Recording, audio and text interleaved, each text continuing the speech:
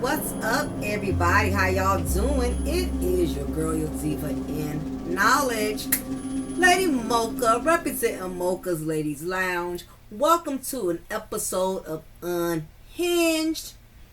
And you know I had to do this because it was based on one of my members' requests. But you know, anytime any of y'all ladies reach out to me and have a special request, if I have time to do it, I try to make sure I deliver. So, big ups to T. Smith. And I know you thought I was gonna forget, but as I told you in the last live that I did, that I remember you asking me to do an Unhinged because I haven't done it in a while, which you were correct about that. So I'm going to start getting back into doing my Unhinged, at least producing at least 2 episodes a month. So, you know, God, spare my life, give me the energy and the time. I'm going to be doing my Unhinges at least twice a month. So, nevertheless, y'all, I wanted to definitely get into this. I wanted to get it popping. For those of you who are not familiar with my Unhinged series, Unhinged is when I do stories, retro stories in which there was some type of domestic dispute involved with men and women in relationships, whether if it was a fatal attraction or a marriage going bad. And I think it's very important that we cover these type of issues, even though it's very fascinating cases and stories. But the truth of the matter is that a lot of us need to understand that people just don't unravel overnight. There were some things that took place. There was several events that encountered over time, gradually, that led a person to be unhinged.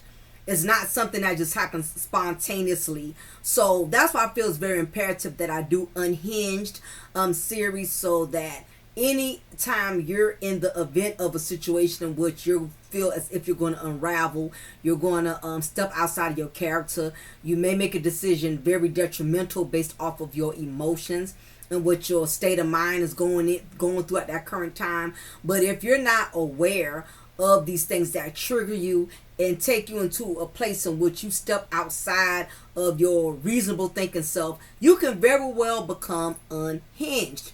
So although it's very entertaining, I want us to also become very educated in understanding the signs and knowing when you are on the edge and when you are accepting or tolerating way more than you should. So that is the reason why I do my Unhinged. For those of y'all who want to get a little bit more experience on it, check my archive. I have done several videos on the Unhinged series. I talked about Carla Hughes. I talked about Broderick before, but the last Unhinged I did was particularly more so coming from her perspective, but I more so this time wanted to speak in regards of the husband who was led to get to an unhinged point that in turn resulted in Betty Broderick being unhinged. So it is the same concept, but it's a different narrative in which I want to speak on this. So anyway, those of you who are not familiar with the Betty Broderick case, this is one case I will always be fascinated about. I've always been fascinated about this case since I've been a young adolescent. That was when I was able to kind of understand a little bit about relationships and emotions, and not having any type of discipline over your feelings. I was always fascinated about this case, and even though this case was highly publicized in the late 80s to this day, there are still so many people that are fascinated about this. A matter of fact, I have a Facebook account, ladies, and they actually have a chat room specifically for Betty Broderick supporters, for women who still support Betty Broderick. And believe it or not, she has a lot of fans and followers to this day that rock with her and completely understand where she's coming from. Now, in all due respect to Dan Broderick family, they did lose a father, they lost a brother, so they lost someone that was dear to them. So even though, Betty Broderick has all of these supporters, we have to keep in mind there is loved ones who have been impacted and still affected to this day by Betty's actions. Even Dan Broderick's wife, who he ended up leaving Betty Broderick for. She also lost her life, unfortunately, in this situation, and she too still has sisters, siblings, and family to this day that is still grieving her loss. So anyway, due to a very sensitive content, I'm going to say everything I say is alleged based off of my own opinion. This is not actual factual. A lot of this information I'm going to be sharing with y'all does come from different resources, does come from different social media sites. So some of these details may not be 100% accurate. I understand when family, sometimes run into content, talking about their deceased loved ones. I've gone through this with certain stories I've discussed, and there was an aunt or a family member who was like, you don't have the information correct. That's not how it happened. You don't know all the details. Look, I don't know all the details. I was not there when it happened. I can only go by the different sources in which I obtain the information. So if what I say about your loved one or your family offends you, I apologize. I'm just a blogger. I'm not no top tier, you know what I mean, what they call it. I'm losing my train of thought. Yeah, but I'm not a top tier, publicist, you know what I mean? So I don't have that type of connections yet, but one day maybe I'll get there. So if you would like to correct or add something to the equation, you're more than welcome to do that. But let's get into talking about Unhinged, when the dedicated wife is discarded. Again, this was a very, very high publicized case in the late 80s. A lot of people had mixed feelings on this case. You had a lot of women, of course, riding with Betty Broderick, experiencing being abandoned, being manipulated by their husbands. And you had a lot of people also siding with Dan Broderick, having dealing with wives who don't want to accept the fact that the husbands have outgrown the marriage and no longer want to contribute that American dream and the things that men have to go through in order to rebuild their happiness. And even though it's not fair and it's not right, as women, when we give men a lot of our time and our energy and our support, not too many women are going to take lightly when a man says, I want to rebuild my life with someone else. So let's get into it for those of you who may not be familiar with the case. Now, there is a movie, based on this called The Betty Broderick A Woman Scorned. So if you really, really want more of a deeper insight, they do have it here on YouTube. If not, you can catch it on Lifetime, Movie Network or whatever. It's a classic, so it may be kind of hard to find. But you have to realize that you have to go back to that mindset in the late 80s. We're talking about when we used to use that Aquanet spray, when we used to use that exclamation perfume, when we used to rock, the polka dots, when we was, still, wearing a little jelly shoes. So anyway, back in 1989, we're going to go back into the time in which I'll give you a little preview of, I'll kind of discuss just a little bit as to how they met so we can kind of have a general foundation.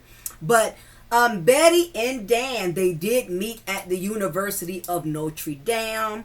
Realize that's one of the top-notch universities in which, students who really wanted to become something very successful, like a lawyer, doctor, and attorney.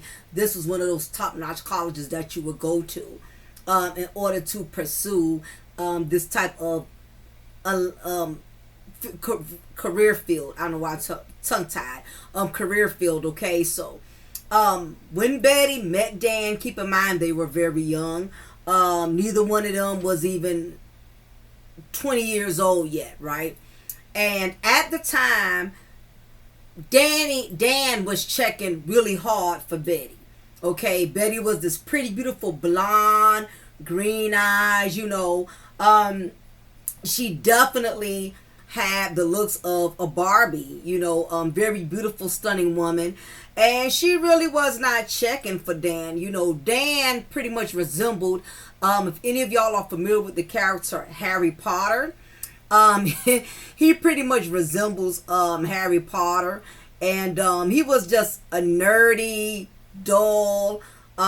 He was not the cat's meow. He was not one of those, white attractive jocks, that all the women was just drooling over to be with. He just was a plain nerdy, scrawny looking type of guy, and of course Betty was not feeling him. She was not checking for him. And it was one night when she went to this party, she went to this little gathering, and with her friends, and sure enough, Dan was there with his nerdy Harry Potter looking self, giving her the eyes, he was checking her out, and of course he decides to approach her. And even though he was not that attractive and good looking, he had that charisma.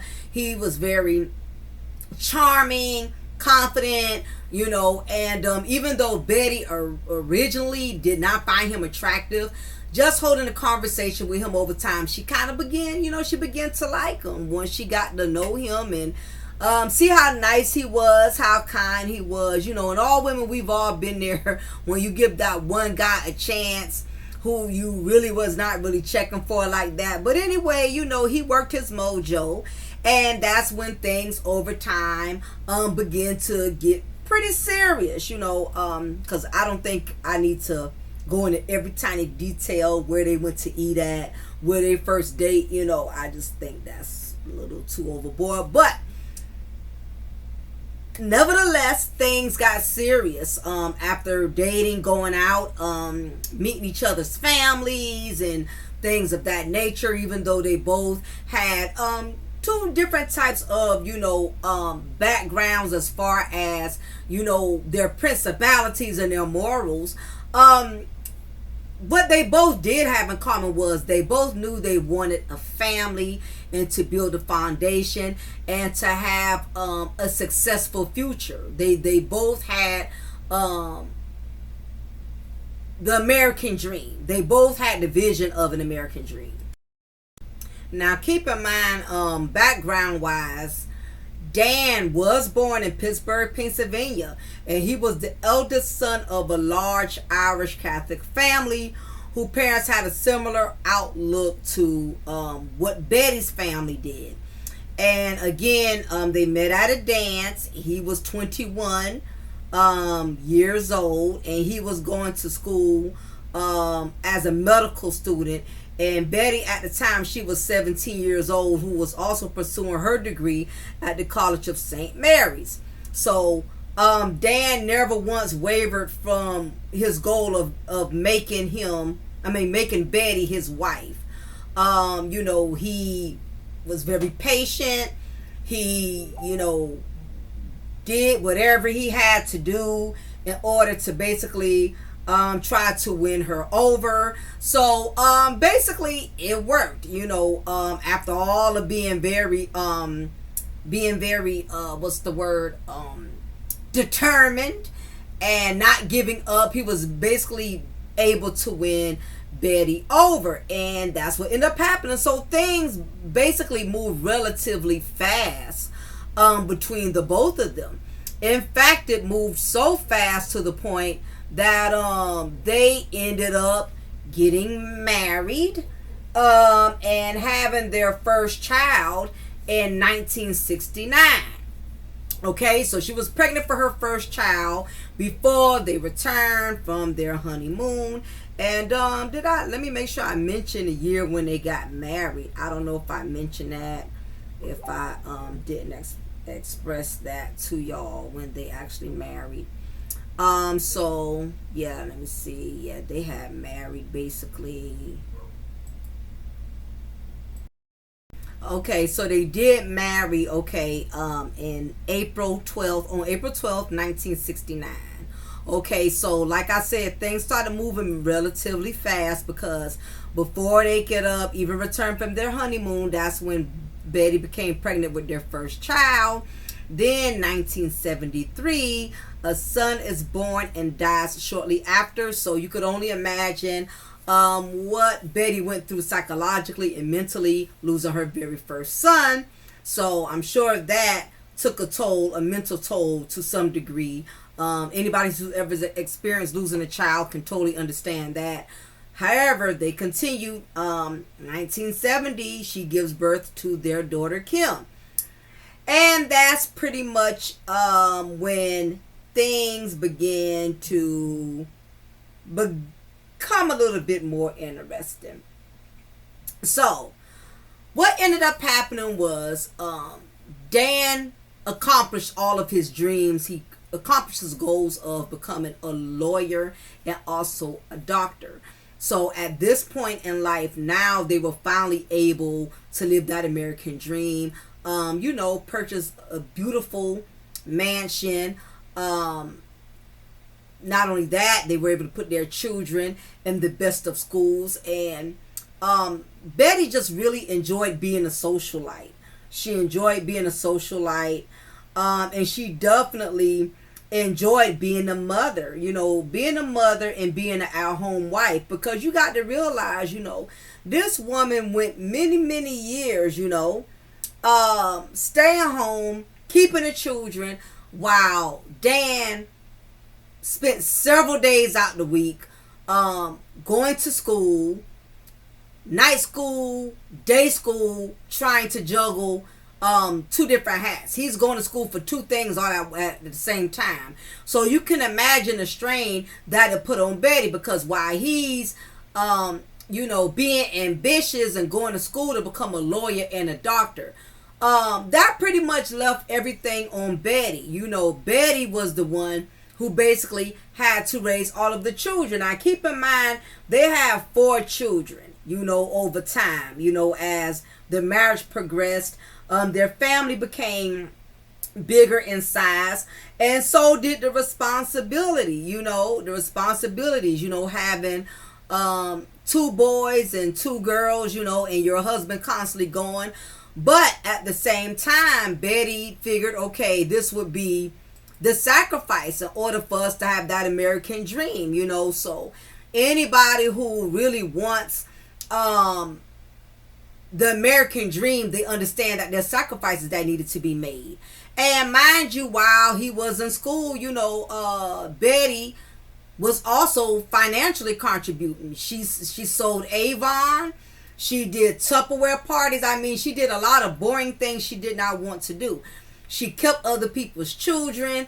Anything she could to bring in some bread and some income, while Dan, stayed ambitious. So finally, when y'all have arrived and your husband is not a successful lawyer and a successful doctor, y'all living in the beautiful neighborhoods, now you're seeing all of the sacrifice and payoff. You're seeing all the hard work pay off. And the best part about it is that you both get to live that dream together. Y'all struggle together, and now y'all get to have that dream together. Y'all have these 4 beautiful children, able to afford to give them finer things in life. All of the kids was in sports. So Betty was able to live the life and give her children all of the things that, she didn't always have, as a child herself. And this is not to discredit her family and say that they did not give her the best. But Betty had finally arrived. Betty and Dan Broderick had arrived. She was the socialite.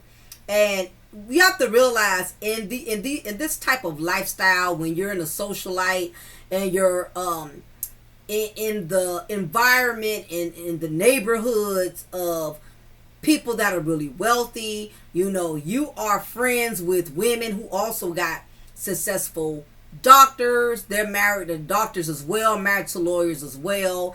So being in this type of lifestyle, you basically have the luxury of being a part of that echelon entourage. Y'all get to have these wonderful tea parties together, these gatherings together, these neighborhood cookouts and with people who have like 5-6 bedroom mansions, so beautiful green cut grass and a lawn. Betty was definitely living it up, and everything was going really, really good. But seems like once Dan started doing really well, the law firm was picking up. He was doing really well. He ended up getting more partners added onto his law firm. He's doing really well as a doctor. So now Dan starts to kind of start smelling himself a little bit, you know. And as he began to become more and more successful, and money was being made, you know, Dan started, you know, making decisions outside of his character, in which Betty started seeing that her husband was changing, you know, and he's up here, you know, buying sports cars, you know, things that he normally wouldn't just do. You know, he would run it by his wife, because that is something that husband and wives do. Well, you know, I'm thinking about getting this new car. You know, I'm thinking about opening this new business, starting, you know, that's conversations that husband and wives have. But what ended up happening was, you know, Dan started, you know, changing and doing things outside his element. So the changes became obvious when excuse me, when Dan will start lying, you know, about his whereabouts, you know. And like I said, it first started with him changing. The biggest change was when he bought a red, candy apple red sports car.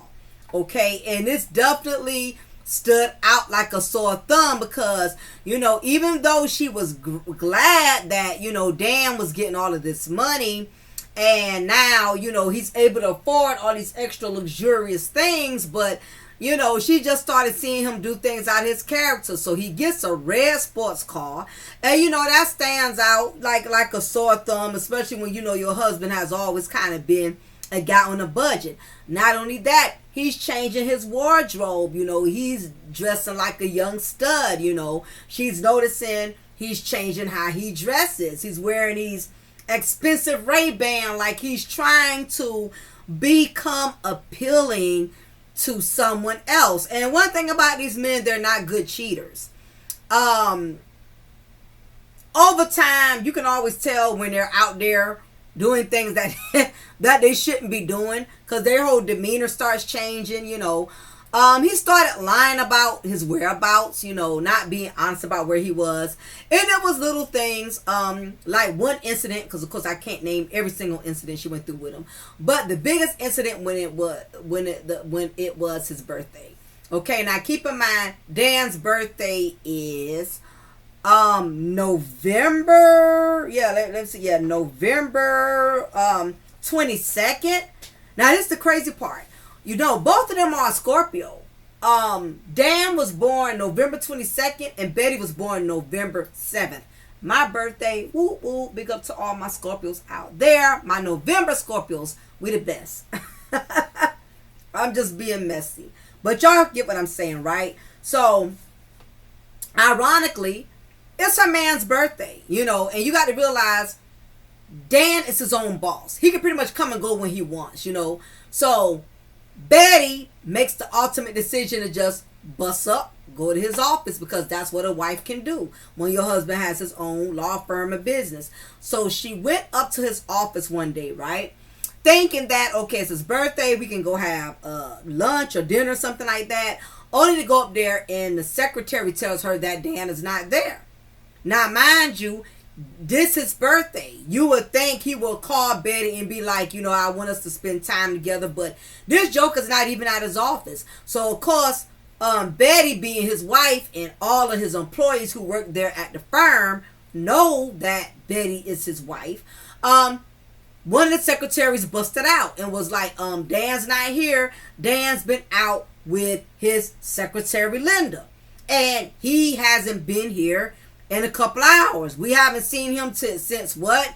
8 this morning, and it's like 4 in the afternoon, and that's who he's been with. So you can only imagine Betty is furious, feeling some type of way. Come to find out, Mr. Broderick takes it upon himself and starts seeing the secretary behind Betty's back. Okay? Now, mind you, Linda was in her 20s, okay? Young woman, of course, younger than his wife, who Dan decides that he wants to all of a suddenly, he wants to start taking her out to lunch. First of all, Betty didn't even know he hired a secretary because, like Betty said, Dan has always been a one band man. He doesn't really care, to hire, no one to handle like his immediate like paperwork. He's always handled that. But all of a suddenly he decides to hire this young version of what Betty Broderick used to be. Blonde, green-eyed. He's now dating a 21-year-old version of what Betty Broderick used to be. Because mind you, him and Betty, they're in their 30s now. You get what I'm saying? So, middle 30s going on 40s, within that ballpark. And here it is. He is taking this young Betty throwback lookalike, who he hired. Mind you, all of this came out later that this young chick had no skills of a secretary. She did not have the credentials of what was required to be a real credible secretary for a law firm. They said she barely could spell correctly. She just was nowhere near secretary material. And they can tell that Dan just had assigned her a position that she really was not a secretary. All that was a front, right? Put in the office next to him so they can be close together. All it was just game. You get what I'm saying? It just was a setup to try to throw everybody off. But people wasn't dumb. People wasn't slow. People in the office, his employees started catching on to what was going on. And it actually did start to cause problems, not just between him and Betty, but between him and his employees. He had another secretary who was older, who had been riding with him, handling other affairs, I guess, not as up close and personal as Linda was handling it.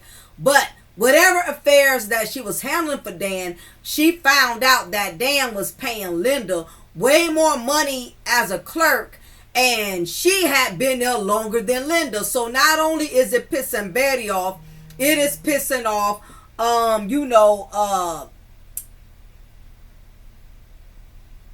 the people within the law firm who is seeing what's going on. And, being a woman, you're going to look at things sideways. You working for this guy, and he's married, and his wife, it pops up every once in a while, and you constantly seeing him out and about with this young, blonde bimbo. That's what the old folks used to call him back in the day. This young blonde bimbo. And you seeing him like not having no respect or regards, and even though that's not your husband, it's gonna make you feel some type of way, like, God damn, he ain't got no respect for his wife. And most importantly, he don't have no respect for me. How is it he's paying her 10 something an hour and I'm only getting like 5 something? Back then 10 something an hour was a lot of money. In the 80s, $10 an hour, that's like $30-$50 an hour now, right? So this even happened in certain details were also in the movie where the lady who had been working for him, she actually confronted Dan about it, and because it made her feel some type of way, because she's a woman, she knows how it feels to, your husband out here messing around on you, and then on top of that, he's overpaying this young girl more than he's paying you. So she confronted him about it. And Dan, being the cocky, arrogant, nasty a-hole he's always been, because now he's this big time lawyer and doctor, he basically told her, look, what I do outside of my job is my personal business, and you're not going to come in here and dictate what I should pay you and what I should pay her. That's none of your business. So you know what, the lady was like, you know what, I tell you what, I'm resigning today. And he was like, what? You what? Because he thinking because he's Mr. Big Chief now, that this woman was going to sit up here and tolerate him talking to her all kind of way. Then on top of that, everybody seeing you disrespect Miss Broderick on this job. Nobody was feeling that, right? So anyway, she grabbed her duffel bag and she's like, I'm out. You can have this. Okay, so anyway, when Betty came up there, because I know I'm digressing, but I just thought about that. So when Betty came up there and was going to surprise him, and when the secretary, who or whoever was working there, the clerk or whatever, receptionist, she basically ratted him out and said he hadn't been there. So of course, Betty storms past the secretary and darts into Dan's office and notices there's 2 glasses of wine and there's a birthday cake. So obviously this man had already been celebrating his birthday with someone else. Now, what wife would not feel some type of way? Okay, I come up here to see you for your birthday. I go into your office and I see that you done already celebrated your damn birthday and it wasn't with me. I see cakes, I see balloons. And sure enough, when she saw this, it infuriated her. She got upset. And of course, Dan came home and she confronted him. What is this I'm hearing about you with this girl? How all of a sudden you decided to hire a personal clerk, a secretary that you take everywhere with you? I'm noticing changes in you. You done bought this car. Now you dressing like this young swagged out dude. You know, I know now you're doing something you should not be doing. All of the signs were there. And the fact that you didn't even ask me or set plans with me on your birthday, which should have been a special occasion for the both of us to celebrate. I know you smashing this chick. She didn't exactly say those words, but y'all get my drift, right? Of course, Dan, like any other man, this ninja played the role. Played crazy. What are you talking about? Betty starts spazzing out on him, pounding on his chest like a gorilla. I know you messing around. I know you smashing this chick. I know you lying to me. Da, da, da, da. You know, she's basically busting loose on him. You feel me? And he's restraining her, holding her down. Calm down. You're being irrational. You're getting upset over nothing. Dad, are you cheating on me? Are you messing around? I need to know. I need you to tell me. I'm tired of sitting up here having all these thoughts in my mind. I need to know. You need to assure me that you're not cheating on me. Bets, because he used to call her Bets. That was his little pet name for her because her real name is Betsy or Betty. Bets, I promise you, you could calm down. I'm not seeing her.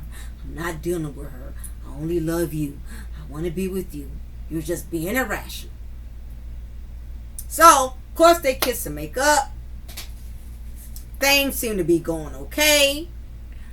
And over time, Dan just could no longer hide who he was. He became more and more distant. He always had all of these trips he had to go to, cheating the kids out of, you know, special holidays and time together. The signs were just the red flags were just flashing. And this ninja kept lying to Betty, even when Betty was seeing all of the signs, and he kept saying and assuring Betty that she was just seeing things. And all along now, Betty is thinking she's crazy. Betty is thinking she's overreacting. She's thinking, you know, maybe she's jumping the gun. And then over time, I guess, you know, Dan got tired of playing the role. He got tired of playing the role. And, you know, they're arguing. Things are getting very volatile because you have to realize once these men start getting in real deep with these mistresses, these side chicks, especially when they start falling in love and catching feelings. This here wasn't no regular wham bam, thank you ma'am. And, you know, Betty had this conversation with several other women, part of the socialite, who also had rich, successful husbands that cheated or committed adultery. And it was kind of something that was accepted. But the thing was, you do what you do, but at the end of the day, you come home, you take care home, and you be with your wife. But Dan was taking it to a whole nother level that the other men within that same circle wasn't doing. He was actually out and about parading this young girl all over the town. So it just definitely added more injury to insult. And it just came a point in which, Dan's disrespect just continued to escalate. He was heavily involved with this woman. Now keep in mind, Dan hired her while she was 21 years old, 𝓜𝓸𝓬𝓱𝓪'𝓼, and she was a former Delta Airlines flight attendant. And she went from that to becoming a well-paid legal assistant. And that was when it was discovered in October 1983 that Betty suspected that Dan was having an affair with her. But like I said, he denied it. And against his better wishes, one small little argument, because y'all know Dan been on a mission. He been wanting to leave. He been wanting to be with this other woman. So one little small disagreement, one little small argument, and Dan finally decides to come clean and says, I need a break. I think, I just need to move out for a while. I really, need to get my mind together a little bit. And of course, Betty is like, are you freaking serious? Yeah, I mean, you're stressed out. I'm stressed out, and I just think it's best for the kids, if I were to move out, and let you leave you with this house here, and I send you a little something every month. Basically, step-toeing all over her heart. You know what I mean? Because he really wanted to be with the other woman. He got tired of faking the funk. He got tired of, having to sneak and hide and all of that and explain himself. So he finally came clean, and told her that he was moving out. He asked her. He told her, I'm moving out, and I want to get custody of the children. I mean, the audacity. I mean, Dan, you have to realize Dan was a very arrogant man. He had a lot of clout. He had a lot of pull. And that's why he didn't have no problem with sitting up there, letting Betty know, I'm done, and that's what he did. He fulfilled his promises. He moved out, and he did get custody of his children. And he also had finally confessed, that he had indeed, no shit, Sherlock, been having an affair with Linda. A long, drawn-out affair. And what ended up happening was this made the divorce between him and Betty very, very ugly. It was beyond ugly.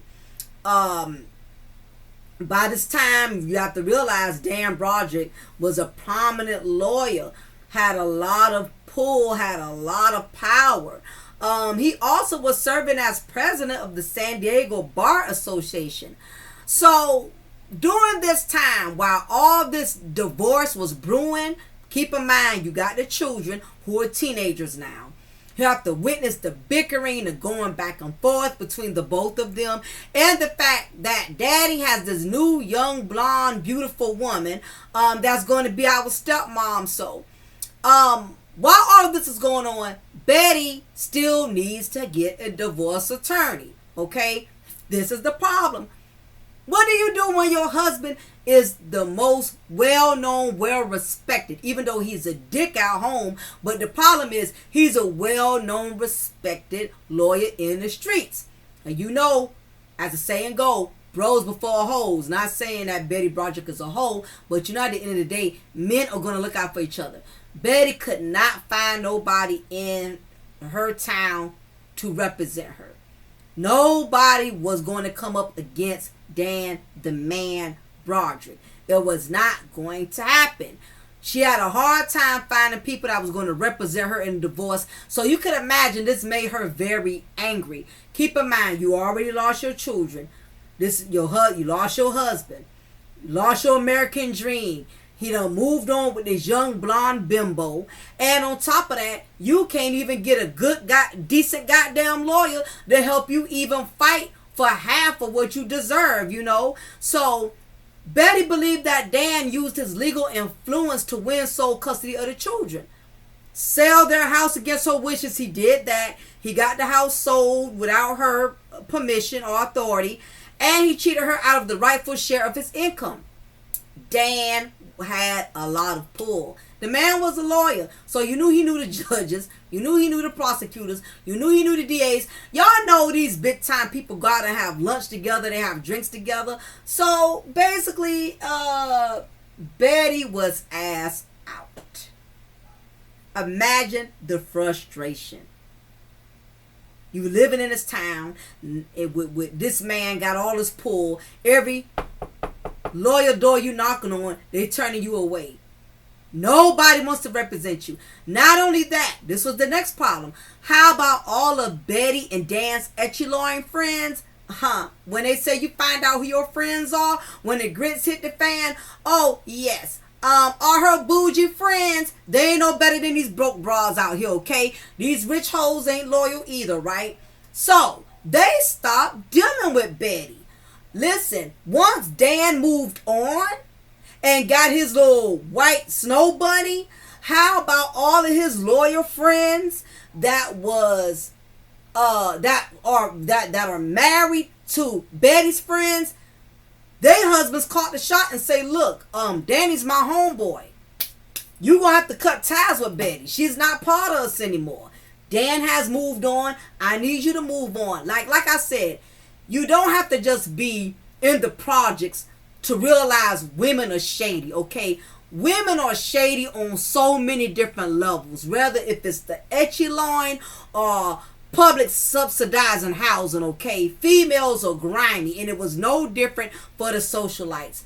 A lot of the women who used to be her friends, they stopped rocking with her, stopped associating with her, stopped inviting her to all the echelon empowerment, women's empowerment dinners, and cause you're no longer part of the bougie wives club anymore. I mean, hell, everybody look at it like, I'm still with my lawyer husband, I'm still with my doctor husband. I mean, if your lawyer and your doctor divorce you, boo, then you just not part of us no more. We can't rock with you like that.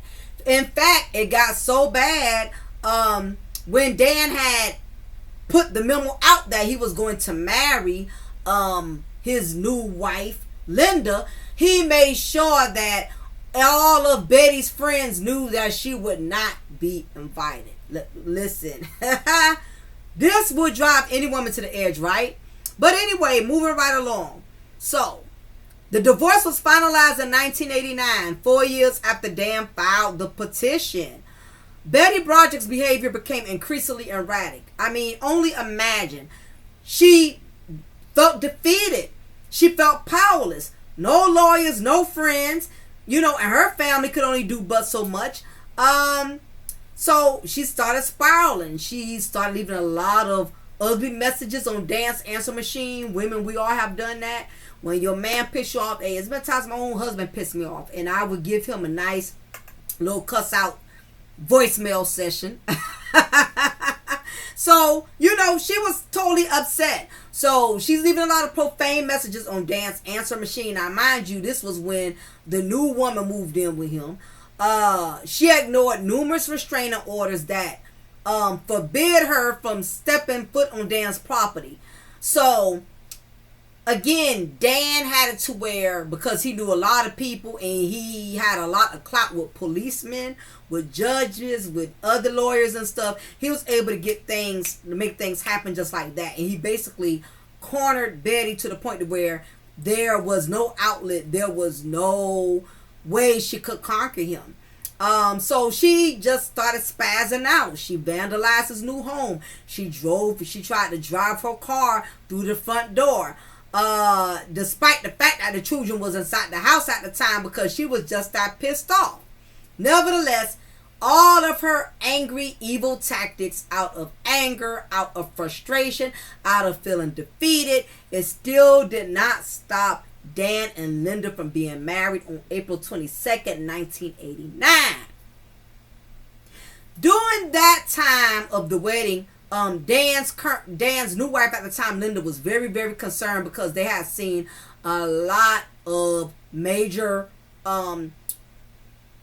red flags coming from Betty. Betty done vandalized the house. Betty done caught them cussing them out. You know, Linda knew that Betty was turned all the way up.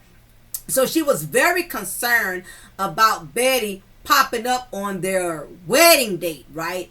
And Dan being an arrogant dude he's always been. Now I'm good. Ain't nothing gonna happen. I'm all right. She's just upset, you know. She's not gonna do anything, you know. And Linda still urged for him to wear a bulletproof vest to the wedding, but you know, Dan was so sure of himself. She's fine. She's a little upset. She'll get over it. Ironically though, Betty did not arrive and the wedding proceeded without any incidents. Plus, not to mention, heavy security was there because Dan, the man, had a lot of money, right? So he made sure he had the security. After the wedding, Betty Broderick claimed that Linda taunted her by mailing her facial cream and slimming treatment ads. So it was already bad enough that Linda already got Betty's life due to Dan just snatching it from Betty and giving it to Linda. Had her kids, had the home, driving in the cars and all of that. On top of that, she got so full of herself, she was taunting Betty. You know how some of these young women are very evil? Well, we see that with Ariane and Melody. You see how Melody don't even like bother Ariane, and Ariane loves to keep dictating and taunting Melody all the time. Well, supposedly, allegedly, that's what Linda was doing. She was taunting Betty, or we could say that Betty was already angry. So we don't know if this is something she made up in her mind, but I won't be surprised if Linda did indeed taunt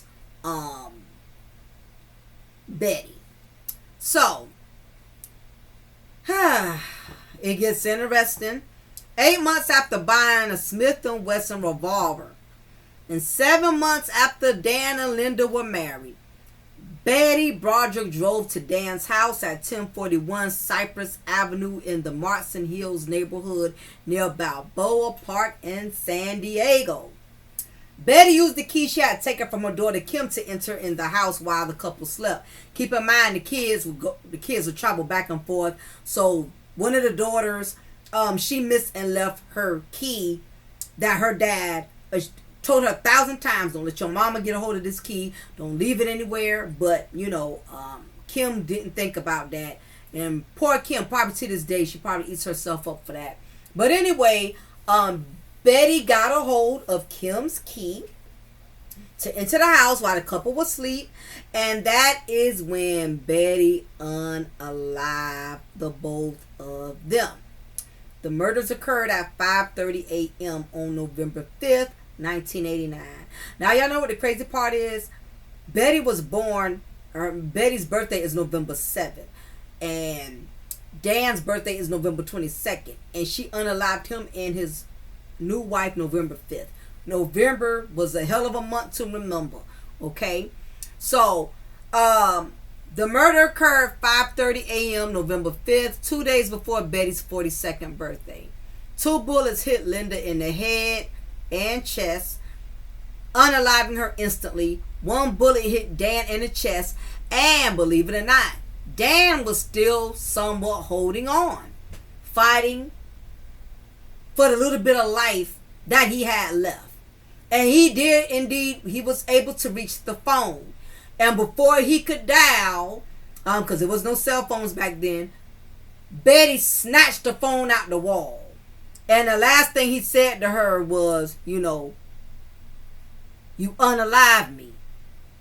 And that was that. So that is the last thing he remembered before he went to meet his maker. Dan was 17 days shy of his 45th birthday. Linda was 28. Evidence was presented at the trial. Betty had removed the phone answer machine from Dan Broderick's bedroom so that he could not call for help. Medical evidence indicated that Dan had not died right away, and Betty claimed that she had spoken to him after she had unalived him. After contacting her daughter, Lee, and Lee's boyfriend, Betty turned herself into the police, never denying that she had pulled the trigger. So Betty called her daughter and told her daughter, I finally unalived that B.I. you know what. Like, finally. The misery is gone. I got rid of it, you know, like she got rid of a bad cold. Like, okay, it's done. I'm good now. It's not funny, but you know what I'm saying? Betty's explanation at both trials was that she never had planned to unalive Dan and Linda. And therefore trying to basically insinuate that she didn't plan it. It was something that just kind of happened. I don't know if she thought that was going to help her to get off or what. Her accounts of the murders of the, you know, incidents at the second trial was that she was startled by Linda screaming, "Call the police!" and she panicked and immediately fired. To this day, Linda and Dan Broderick are both buried together at Greenwood Memorial Park in San Diego. So of course, you know, the trial becomes very, very interesting. See if I can pull up some of the highlights of that. But that's what ended up happening. She did surrender to the police, and like I said, they were both unalived November 5th. November 15th, 1989, Broderick pleads not guilty to 2 counts of murder. October 22nd, 1990, the first trial begins, drawing widespread media and public interest. Yes, honey, that trial was huge. And y'all, check out her interview. It's real, real good. I mean, she really, I had enjoyed her interview, how she broke down a lot of the stuff that she went through with him.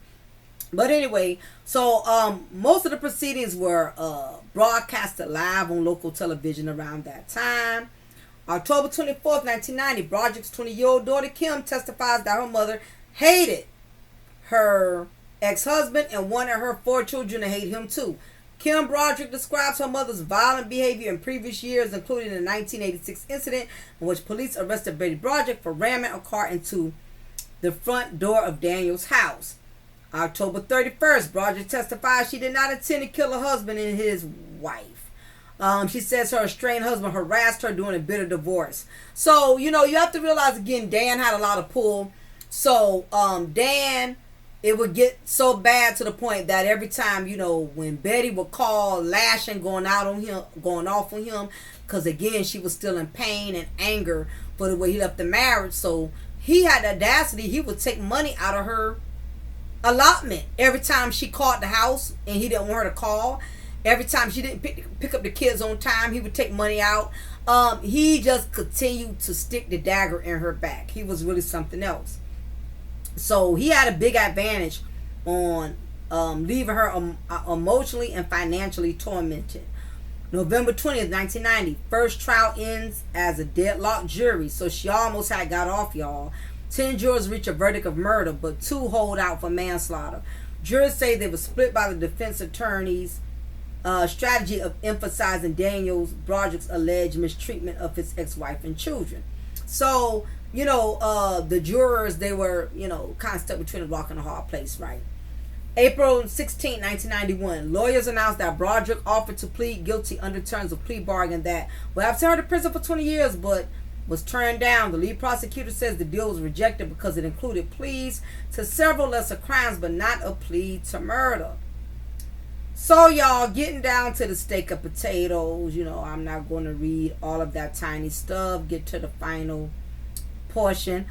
December 5th, 1991, Superior Court Judge Thomas Whalen instructs the jury to consider options of involuntary manslaughter, voluntary manslaughter, and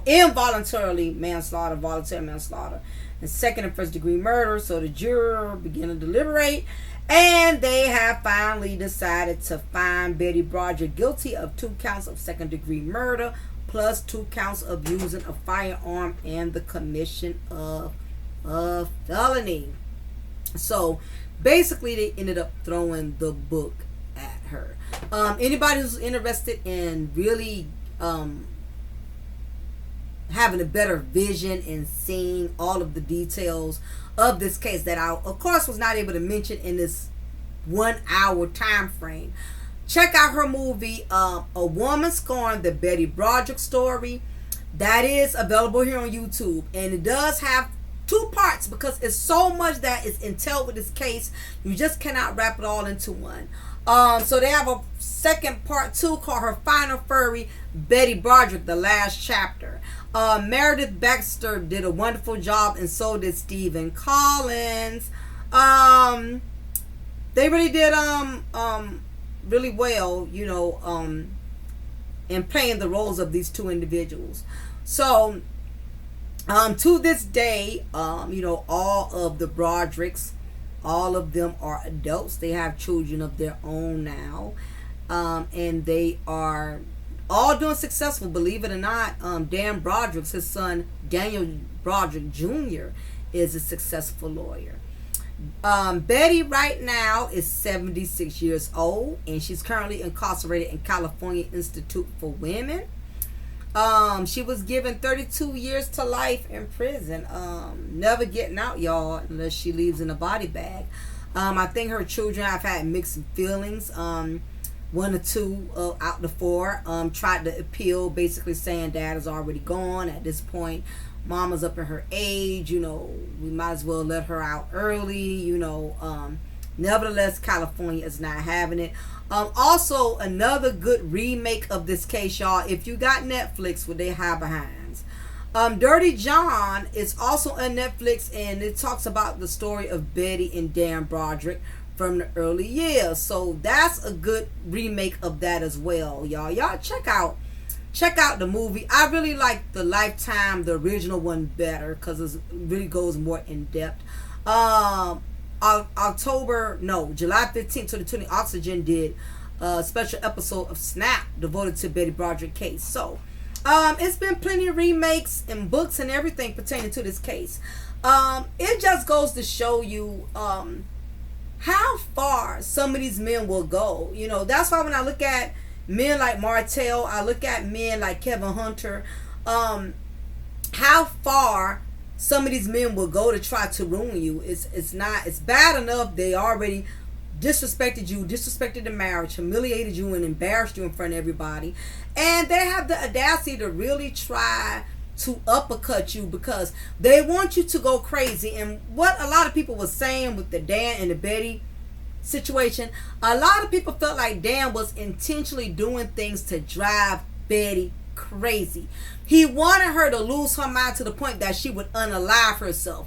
That way he could just ride off into the sunset with his new wife and his children. You have some of these men that are professional narcissists, to where they want to make you so angry, they want to drive you so insane to the point to where you will literally lose your mind. You will literally go crazy off of trying to get back at them out of the anger and the hostility that you hold towards them. And that's what and even a psychologist said that everybody believed that's what Dan was doing. He wanted to drive Betty crazy. He really wanted to drive her crazy so she could unalive herself, and that could ease his conscience and say, well, she was already crazy, she already had issues. And in actuality, it did the opposite. It drove her to unalive him and his wife Linda. So you got to be careful when you push people to a point. And that's why I'm glad that you have women like Mel and other women who have walked away from situations in which they saw, this man is trying to drive me crazy. He's trying to make me look crazy. And if you're not careful, the narcissistic man will drive you to a point to where you think something is wrong with you. Because you will tell them, I know you cheating, I know you messing around. And they'll look at you like, no, I'm not. I'm not doing anything. What are you talking about? Dan kept lying to Betty over and over, even when the signs was in her face. And then when he decided to tell the truth, look how he did it. He was so nasty about it. He wanted to give her the amount of money he wanted to give her. He sold the house that him or her had struggled to get together. Dan became cold as ice to the point to where when a man is that harsh and nasty, it makes you lose all your love for him, and it turns into pure hate. And I believe that's exactly what happened. I believe Betty was driven to hate that man because he would not take his foot off of her neck. He just would not give her a break. He was relentless. Not only that, you know, the whole town turned on her. I mean, her man got all of, Dan had all this money, had all of this power, had all of this clout, and you know, it was going to always be Dan's way. And you know, even the kids started turning against her. You know, like, mommy, why you acting like this? You know, kids are kids. They don't understand you losing it on them because your kids don't understand all of what you done had to sacrifice. So even she's looking crazy to her damn kids. She's even looking crazy to her family. Betty, why are you bothering Dan? Let him just move on and be happy. Are you freaking serious? I don't know, ladies. Maybe I'm overreacting. Do y'all think Betty Broderick totally deserved to unhinge in the manner she did? Or do you believe that regardless of how she felt, she had no right unaliving the life of Dan and his current wife? Now, I would say this. I do not believe in violence. I do not believe in unaliving individuals. But I tell you this much. You never know what you will do until the person drives you to a certain point. It's things in my life I have done and I thought I would never do that. It's been times when people took me to a place in which I never saw myself being taken to that place. Thank God it didn't land me in a situation in which I became incarcerated. But people have a way of bringing out the worst in you. Especially if it was somebody you truly trusted, you truly loved, and they just took advantage of that. And I strongly believe that. And to this day, a lot of people still have a lot of respect for Betty Broderick. A lot of women say, I don't know what I would have done if that would have been me. A lot of women sympathize more with Betty than they do Dan. You know, and of course, a lot of the men going to side with Dan like, damn, get over it. I don't want you no more. I'm not in love with you. I mean, I'm giving you some allotment once a month. Move on. You know, Betty tried to move on. She even had another guy friend, boyfriend, whatever at the time. It still did not compensate for the damage that was done. You have to look at all the time and the energy she put. Which brings me to my next point before I get ready to shut it down. Do not put so much into a man to where you lose yourself. I would say that was the biggest mistake then.